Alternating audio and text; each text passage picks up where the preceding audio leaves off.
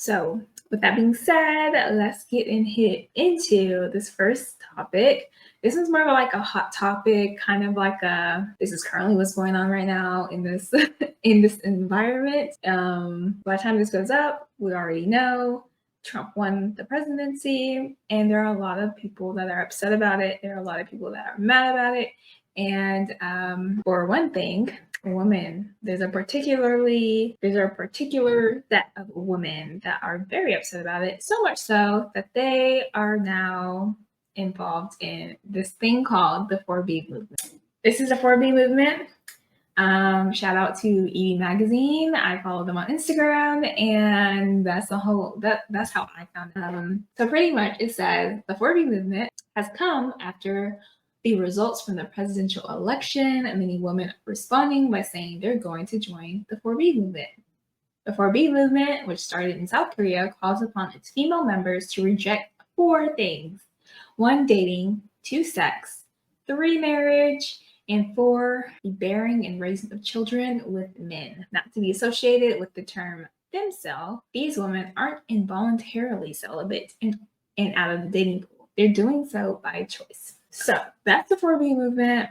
I felt like when I first read this, I was just kind of like, really? Like, really? Is it that deep? Is it that deep to the point where you're just calling off all men? And yeah, is it really that deep that you're just calling off all men? Another thing is, like, the whole point of this is because they're the subset of women feel like they are losing all their rights as a woman in terms of reproductive rights, and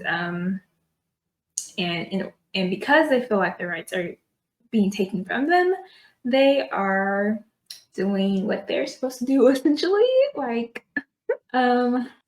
So because they cannot delete babies, they will just stare free of men, which I personally think that is not a bad thing for society. To one, be more selective. Like, it would not hurt to be more selective in who we decide to lay down with. As a Christian, I believe you should be in a marriage before you have sex. Anyways, and granted, lesson wisdom right here. I did not wait until I was married to have sex. I did not wait till I was married to have sex, and I wish I did. And but we're here now. Jesus forgives. Thank the Lord for repentance and sovereignty and all those good things. But if I were to impart wisdom on someone who has not had sex before, I would say wait to have sex until you are married. Wait to have sex until you are just wait to have sex until you're married, okay? So, because there is truly just peace and wisdom. Like, there's a reason why the Lord deems sex for marriage. So one, if you get pregnant, you're with someone that will be with you forever, ever. You know that they're a good father. You vetted them. Your family has vetted them. And you're in a way better situation than if you just happen to have a baby with someone random. Another reason why it is encouraged to wait until we're married to have sex is, 1, emotions. You're not connected to people that you shouldn't be connected to. 2, you protect yourself, you protect your heart. I'm going to get into one of my favorite verses, but in the topic coming up. But yeah, there's just so many benefits that could be a video or a topic on its own. But there's a reason why. There's a reason why you should wait to have sex. There's a reason. So, now, someone that has experienced the consequences of not having sex, not waiting to have sex until marriage, I strongly encourage you to do so. Okay? Strongly encourage you to do so. So what else? I think the wildest one is the 4th one to me, because, like, the bearing and raising of children with men. So does that mean you're going to raise them with just women, and then it's just going to be an LGBTQ household?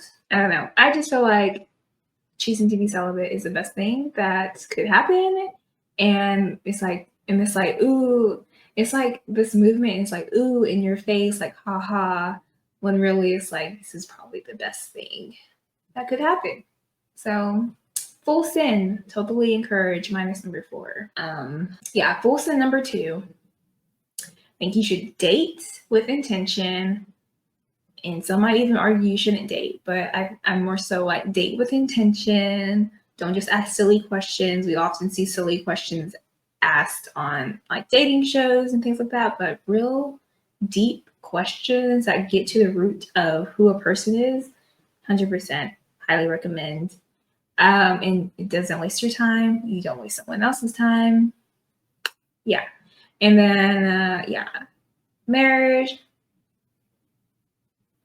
Once you intentionally date, you kind of know if you're going to marry that person. So I don't think that should be rejected. I don't think dating should be rejected. I think sex should be rejected until marriage. And I think the bearing and raising of children with men should not be rejected just because it should be rejected until you're married, you know? And all these women that are doing this 4B movement aren't married, obviously. And that's probably the best for society, like I said. So that's the 4B movement. Those are my thoughts. Let me know your thoughts. Drop them in the comment section down below.